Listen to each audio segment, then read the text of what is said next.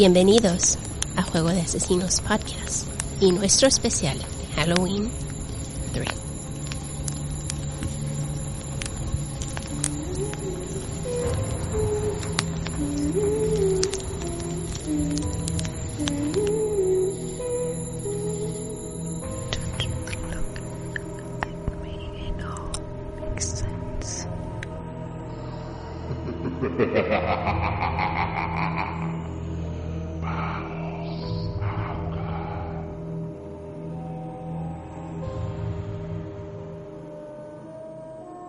Para comprender cómo es una ufología, debemos remitirnos a la lengua inglesa. En dicho idioma se emplea la sigla UFO para nombrar a un Unidentified Flying Object, es decir, a un objeto volador no identificado, o OVNI en castellano. De UFO deriva el concepto de ufology, que llegó a nuestra lengua como ufología. La ufología sostiene que los ovnis proceden en muchos casos de otros planetas. Por lo tanto, los ufólogos afirman que existe vida extraterrestre. Corría el año de 1994 en la cercanía de un cerro, cuando se avistó la visita de un objeto jamás antes visto.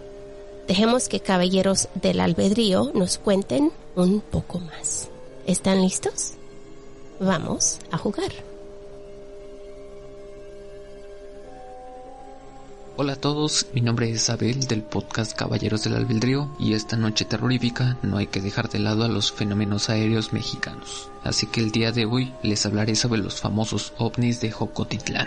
Y para conocer esta historia por completo es necesario que conozcamos al principal difusor de la información, el contador público Carlos Chimal Cardoso, nacido el 19 de noviembre de 1954 en Jocotitlán, Estado de México. Es hijo de Jesús Chimal Martínez y María de Jesús Cardoso, que compartían la casa con otros dos hermanos más, pero que sin problemas cursó sus primeros años de estudio, con algunos problemas después de cursar la preparatoria. Pero, por azares del destino, su padre era el segundo regidor de la presidencia municipal, encontrándole un empleo ahí mismo. Claro, hablando del nepotismo. En 1983 se recibe como contador público en la Universidad Autónoma del Estado de México, o mejor conocida como UAM, y después, en el año de 1987, se desempeñó como profesor del Centro Universitario de Atlacomulco, pero se le ofreció el puesto de cronista del centro universitario. A pesar de su poco conocimiento sobre el tema, el director Antonio Vélez Escamilla le insistió que comenzara a adentrarse en ese mundo, y a partir de entonces se dedicó a la crónica hasta nuestros días. Teniendo en cuenta este contexto, regresemos a la historia, exactamente en el año de 1984, cuando Carlos Chimal se encontraba en el puesto de secretario del ayuntamiento. No recuerdo exactamente qué día fue, solo que fue en el mes de septiembre. Estaban a punto de salir de su domicilio cuando recibió una llamada de Jesús Arciaga López. Muy exaltado, le contó que había ocurrido algo en su terreno que estaba ubicado en la carretera con dirección a Los Reyes, casi llegando al barrio del Progreso. Estaba lo suficientemente asustado para pedirle a Carlos que lo acompañara al lugar. De buena manera accedió a la petición y dejó sus asuntos pendientes en la presidencia y se dirigió a su casa, que estaba ubicada cerca de la colonia Los Manantiales de las Fuentes. Cuando por fin se encontraron,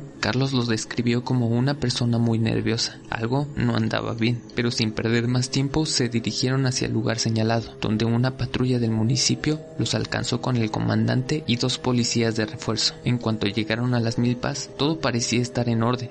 Cañas y elotes colgaban de fuertes y verdes milpas. No parecía que se tratara de un accidente. Tan pronto descendieron de los vehículos, vieron a varios vecinos de los alrededores que se acercaron a los policías para indicarles que el problema se encontraba al interior de la milpa. En cuanto estuvieron en el centro, se percataron que estaban al interior de un círculo con las milpas del maíz totalmente acostadas, mas no rotas, lo que en la ufología se conoce como los famosos crop circles. Lo interesante de este fenómeno es que los presentes notaron perfectamente que al interior había un patrón de canales, o sea, había pequeñas hendiduras dentro del círculo como si estuvieran hechas milimétricamente. De inmediato comenzaron las propuestas. No me sería raro pensar que para las autoridades solo se trataba de vandalismo. Sin embargo, una vecina que vivía cerca de la zona contó que en la madrugada se había escuchado el sonido similar al de un avión. En cuanto se asomó por la ventana, describió una luz muy fuerte que descendió en el mismo punto donde se realizó la señal. Después de un rato, la luz con la misma intensidad comenzó a ascender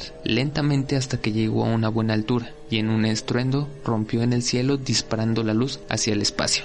Pero los vecinos estaban tan asustados que no quisieron salir de sus domicilios hasta que los primeros rayos del sol golpearon las milpas. Para entonces, la mayoría, sin decir que todos los vecinos, ya se habían acercado al lugar donde había reposado la luz. Fue entonces donde descubrieron el crop circle. No pararon de llegar a conjeturas sin sentido, incluyendo a la de los policías Carlos, que observó con detalle el fenómeno y se pudo cerciorar que las milpas no estaban rotas, sino dobladas, como si un fuerte aire las hubiera aplastado, pero no se podía explicar este patrón hecho tan perfecto. Como le decía, había canales dentro del círculo. Otros apoyaron las teorías de las bromas. Creyeron que fácilmente pudieron haberlo hecho con una yuta o con un tractor, pero tampoco encajaba del todo esa teoría, ya que no había manera de que una yuta o un tractor llegaran al centro de la milpa como por arte de magia, y así continuaron teorizando por más de 2 horas, tomando medidas del círculo y explorando la zona en busca de pistas. Por ejemplo, alguna especie de quemaduras o líquidos como aceite de algún tractor, pero la zona estaba limpia. Sin nada por hacer, decidieron dejárselo a los expertos, ya que ellos no podían otorgar alguna respuesta certera. Todo esto mientras los pobladores se mantenían al pendiente de algún suceso extraño que pudiera pasar en las siguientes horas. En cuanto llegaron a la presidencia, empezaron a comentar con varios funcionarios que en el municipio de Metepec y otras partes del Estado de México se habían estado presentando informes de ovnis, que incluso habían sido grabados. De inmediato, Carlos se comunicó con la Dirección de Gobierno de Toluca para dar informe del suceso. Aprovechando la situación, le solicitó el apoyo de algún experto.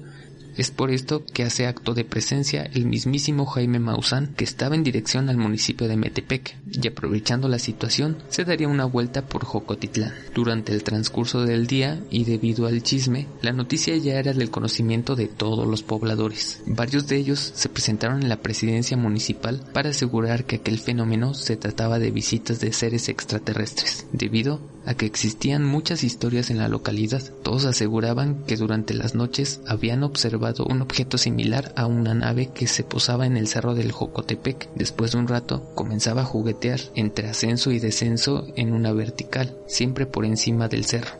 Varios funcionarios creyeron que podía explicarse fácilmente con el paso de un avión, ya que en el cerro de Jocotepec es el punto de referencia para los aviones que tienen una ruta de acceso a la Ciudad de México, y a partir de ahí comienza el descenso. Los vecinos defendieron que la nave no desciende ni se mueve, simplemente se queda estática en el aire, buscando el momento apropiado para comenzar el descenso, y después de algunas horas, por lo general llegan a asegurar que no llegan a ser más de 2, la nave desaparece en la infinidad del espacio. Otro poblador contó que un conocido había tenido la oportunidad de estar en el cerro en el momento preciso de que una luz descendió. Cuando llegó al punto se topó con unos extraños seres que salieron del objeto para tomar algunos árboles del monte y subirlos a la nave. Y así, poco a poco las historias comenzaron a inundar la presidencia.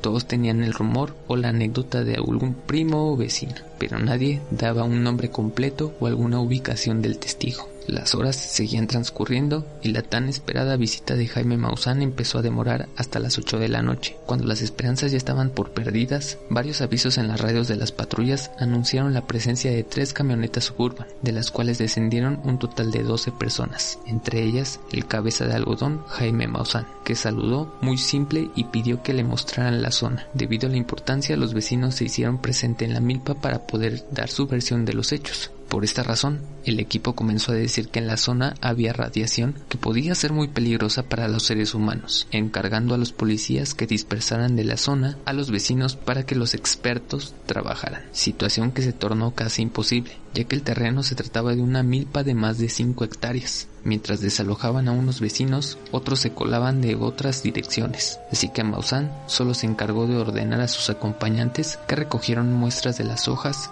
tallos, milpas, tierra, piedras o cualquier cosa que pudiera ser significativa, con el fin de realizar algún estudio. Y después se llevó a cabo una segunda etapa que se centró en interrogar a los vecinos sobre lo que había pasado aquella noche. Lo curioso es que en esta ocasión las versiones se comienzan a modificar o exagerar. En comparación con la primera vez, aseguraron que se trataba de una nave, de la cual habían descendido varios seres que medían más de 2 metros con las extremidades y cara alargada. Habían tomado plantas de las milpas y se habían ido, sorprendiendo a la mayoría de los funcionarios que tenían una versión distinta de la historia. Pero después de 2 horas, todos los ayudantes y Jaime se treparon a sus camionetas y desaparecieron, no sin antes mencionar que los resultados de los análisis serían presentados en 3 semanas a través del gobierno del estado, todo muy oficial. Sin embargo, Jaime aseguró que dicho fenómeno había sido provocado por un ovni, ya que se tenían reportes muy similares en otras partes de la república, pero los días comenzaron a pasar y algunas de las plantas del círculo se recuperaron, mientras que la mayoría se pudrieron por la humedad de las lluvias. Continuaron los meses hasta que llegó el mes de diciembre, el apropiado para la cosecha. Su amigo, Jesús Arciniega, estaba a la espera de los análisis y así estar seguro de que sus cosechas estaban a salvo. A pesar de contactar al gobierno, ni ellos tenían el conocimiento de los supuestos análisis. Y bueno,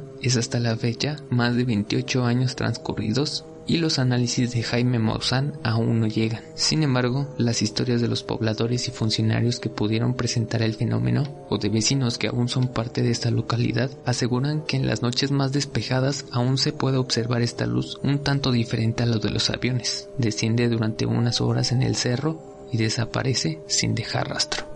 Y bueno, si les gustó este relato, pueden encontrar más de este estilo en mi podcast Caballeros del Albedrío, en donde van a poder encontrarlo en todas las redes sociales como Facebook, Twitter e Instagram, y también en todas las plataformas de podcast disponibles. Y bueno, esto ha sido todo, me despido, mi nombre ha sido Abel y recuerden suscribirse.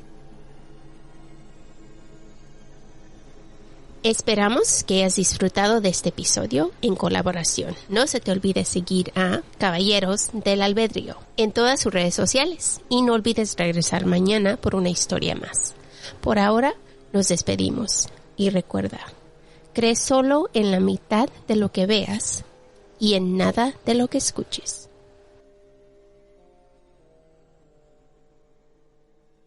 No olvides suscribirte, dejarnos un review, tu like y comentario que son de mucha ayuda.